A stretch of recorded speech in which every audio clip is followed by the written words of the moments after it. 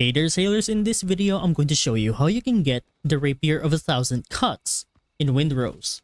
Now currently right here in front of me is an old skeleton that I can loot.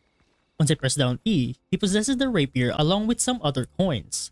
Now before you get farther into the video, I would like to warn you that this is an RNG based weapon that you can find.